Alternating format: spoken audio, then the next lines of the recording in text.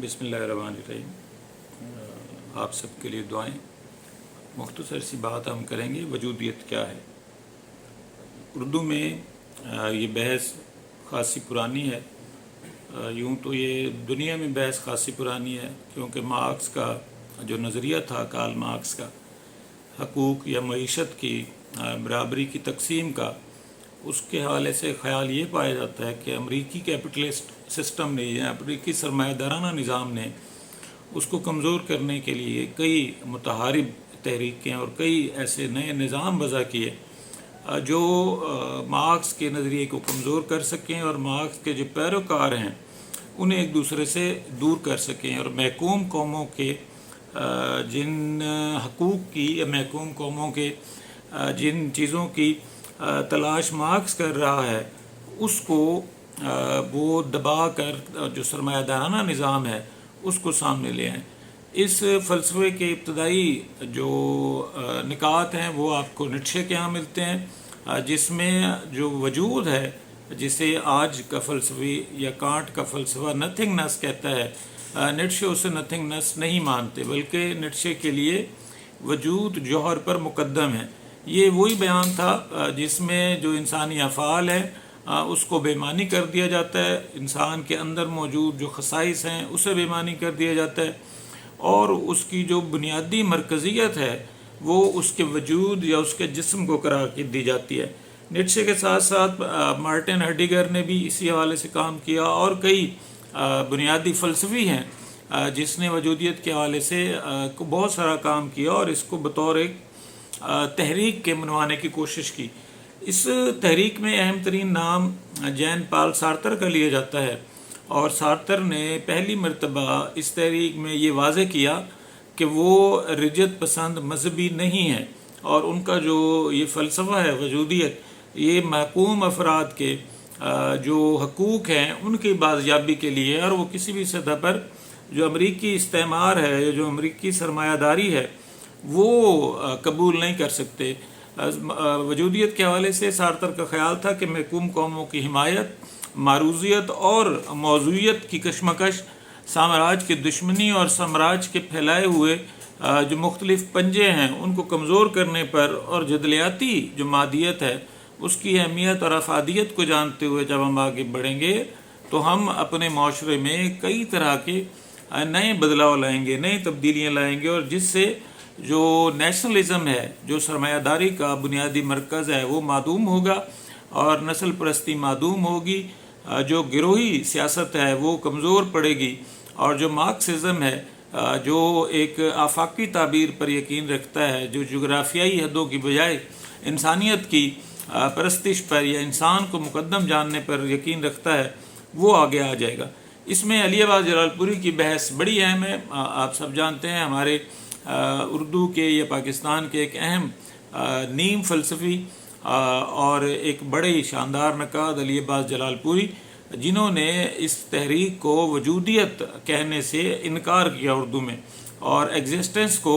वो मौजूद के मानों में लेते हैं, क्योंकि उनके ख़्याल में वजूद बीइंग है, BEING बीइंग, ह्यूमन बीइंग, इंसानी वजूद, जबकि जो एग्जिस्टेंस है उसको वजूद के मानों में लिया जाता है। तो वो इसको मौजूदियत करार देते हैं कि हमें इसे वजूदियत नहीं बल्कि मौजूदियत कहना चाहिए। वजूदियत की तहरीक को अगर आप तीन कोई बुनियादी बातों पर इस्तवार करें तो इनमें पहला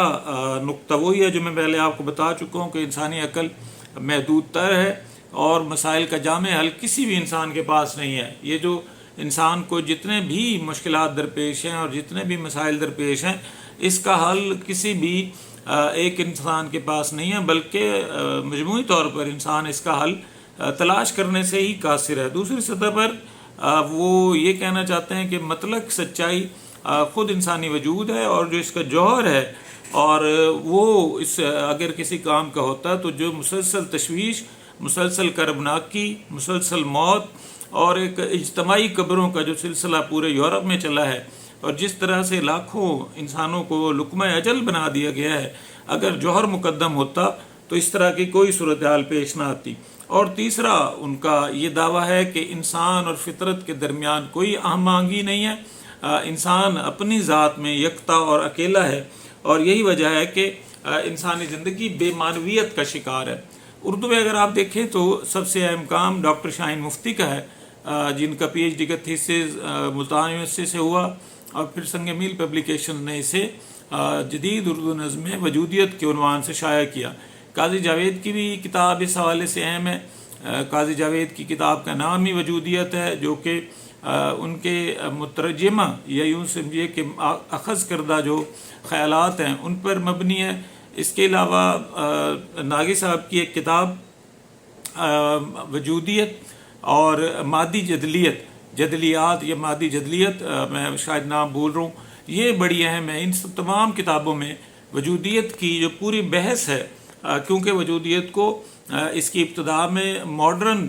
ڈیبیٹس میں شامل کیا جاتا ہے، جدید مباحث میں شمار کیا جاتا ہے، اور اسے 20ویں صدی کے انہی جو حرکیات ہیں، انہی جو فکری روایات ہیں، انہی میں شمار کیا جاتا ہے جنہوں نے انسان کو فکر کی بلندی پر پہنچایا اور انسان کو انقلاب کی، انسان کی طرف سے برپا کیے گئے انقلاب کی صدی کا۔ ہمارا دوسرا موضوع، اب اگر ہم عملاً دیکھیں تو وجودیت کے اثرات آپ کو انور سجاد کے ناول خوشیوں کا باغ میں ملیں گے، آپ کو وجودیت کے اثرات اداس نسلیں میں ملیں گے، راکھ میں ملیں گے، بہاؤ میں ملیں گے۔ اور یہ دعویٰ کرنا کہ اردو کا کوئی ایک ناول اپنی ابتدا سے اختتام تک، یا کوئی افسانہ اپنے ابتدا سے اختتام تک وجودیت پر بنیاد کرتا ہے، تو شاید درست نہ ہو۔ ہاں، وجودیت کے آثار آپ کو پریم چند سے ملنا دکھائی دے جائیں گے، جو اپنے طور پر سارتر سے بھی پہلے کے آدمی ہیں، اور آپ کو خود کفن میں جو مادھو اور گھیسو ہیں، وہ کئی مقامات پر اپنے جوہر پر اپنے جسم کو ترویج یا ترجیح دیتے ہوئے دکھائی دیں گے، اور جوہر کے معاملے میں ان کا جو نقطہ نظر ہوگا وہ بہت واضح ہوگا کہ وہ جس معاشرے کے فرد ہیں وہاں جوہر کو بنیادی حیثیت دی جاتی ہے، جسم کو نہیں، لہٰذا انہیں خود اپنے جسم کی کفایت کرنی ہے یا کفالت کرنی ہے یا اس کو پالنا پوسنا ہے، جبکہ جو جوہر ہے اس کا تحفظ کرنے کے لیے بہت سارے لوگ ارد گرد سے آن ٹپکیں گے۔ دوسری ہماری اصطلاح یا دوسری ہماری تحریک علامت نگاری کی ہے۔ علامت نگاری کا زمانہ دنیا میں تو بہت پہلے کا ہے۔ سمبلزم سب سے پہلے مصوری سے آغاز پاتی ہے، اور نشاط ثانیہ کے فوری بعد کا زمانہ جب یورپ کئی طرح کے ابتذالوں میں جکڑا ہوا ہے اور اسے تازہ چھٹکارا ملتا ہے صلیب و جنگوں کی بربریت سے، اور بے شمار لوگ لقم اجل بن چکے ہیں، تو آپ کو مصنفین کے ہاں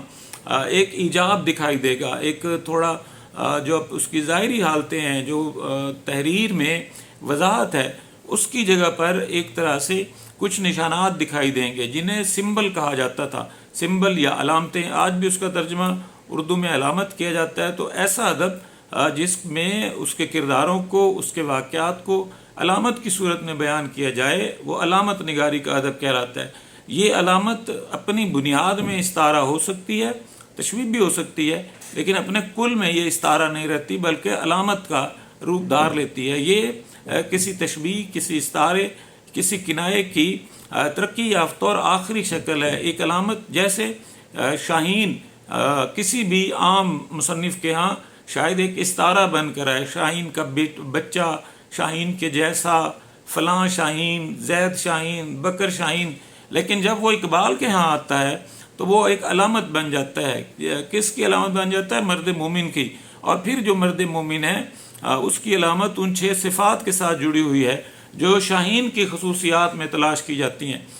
ہم اپنی گفتگو کو بہت زیادہ طویل نہیں کرنا چاہتے۔ سمبلزم کی تحریک بھی یورپ سے مستعار ہے، وجودیت کی تحریک بھی یورپ سے مستعار ہے، اور یہ وہ سارے زمانے ہیں جنہوں نے اردو میں الگ الگ وقت میں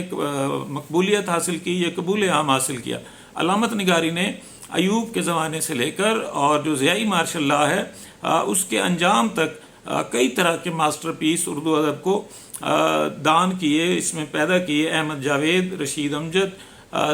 ضمیر صغیر ملال، کئی ہمارے پاس افسانہ نگار ہیں جنہوں نے علامتوں کا سہارا لیا، اور پاکستان میں جو جبر اور ایک طرح سے جو آمرانہ جبر ہے اس کے خلاف آواز اٹھانے کی کوشش نشانات کی صورت میں جو ایک طرح سے چھپے ہوئے الفاظ کی صورت میں کی. ہمارے ہاں طالب علم میں غلط فہمی کا شکار رہتے ہیں. وہ علامت نگاری کو ایہام گوئی کے ساتھ مدغم کرتے ہیں، جبکہ ایہام گوئی ایک بالکل مختلف تحریک ہے اور ایک بالکل مختلف سوچنے کا انداز ہے. میں تحریک بھی نہیں کہوں گا، رجحان کہوں گا، جس میں شاعر طے کر کے جو لفظ ہے اس کو ذو معنی میں استعمال کرتا ہے، اور ہمیشہ جو ظاہری معنی ہیں وہ مراد نہیں ہوتے بلکہ دور کے معنی مراد ہوتے ہیں. اس کے برعکس علامت میں مصنف کا نثر لکھے یا نظم لکھے اس کے معنی طے شدہ ہوتے ہیں، لیکن اپنے ان معنی کو وہ ایک علامتی سہولت کے ساتھ ایک علامت گھڑ کے یا پہلے سے موجود علامت کو استعمال کر کے پیش کرتا ہے. اس طرح سے وہ حکمرانوں، آمروں، استعمار جابروں اور انسانیت پر ظلم کرنے والے سفاک درندوں سے بھی محفوظ رہتا ہے، اور دوسری طرف اپنا پیغام بھی اپنے پڑھنے یا سننے والوں تک پہنچاتا ہے. جو جدید دنیا ہے، سرمایہ دارانہ دنیا ہے، اس میں بھی علامت نگاری کو سرمایہ داروں کی ہی ایک بائی پروڈکٹ سمجھا جاتا ہے، جس کا بنیادی مقصد وہی بیان کیا جاتا ہے جو وجودیت کا کیا جاتا تھا، کہ لوگوں کی توجہ مارکس کے اور مارکس کے بعد کے جو پروگریسو مصنفین ہیں، لینن ہو، اور بھی بہت سارے لوگ ہیں جن کی تفصیل ہمارا مقصد نہیں ہے، اس سے توجہ ہٹانا ہے. بعض ناقدین کا تو یہاں تک خیال ہے کہ وجودیت کے ابتدائی نقوش دوستویفسکی کے ہاں ملتے ہیں، لیکن وہ پھر اس بات پر گفتگو کرنے سے گریز اختیار کر لیتے ہیں کہ دوستویفسکی یا دستویفسکی، یہ جب بھی کوئی بدیسی نام آتا ہے تو اس طرح کے مباحث چھڑ جاتے ہیں. وہ اپنی تحریروں میں بالآخر عام آدمی کے ساتھ کھڑے ہوتے ہیں، اور اگر ان کے ہاں وجودیت کا پس منظر یا وجودیت کا مقصد امریکی یا کسی بھی طرح کے استعمار کی سرمایہ داری کا تحفظ ہوتا تو ان کے پیش کردہ فکشن کو یا تحریروں کے جو اجتماعی یا مجموعی نکات ہیں وہ ایسی صورتوں میں نہ ہوتے جو سرمایہ داری کی پیروکار ہوتی ہیں یا سرمایہ داری کا تحفظ کرنے والی ہوتی ہیں. اس حوالے سے کوئی بھی سوال ہو تو آپ ہم سے آگے گفتگو کا تقاضا کر سکتے ہیں. آپ سب کو بہت شکریہ. اللہ حافظ.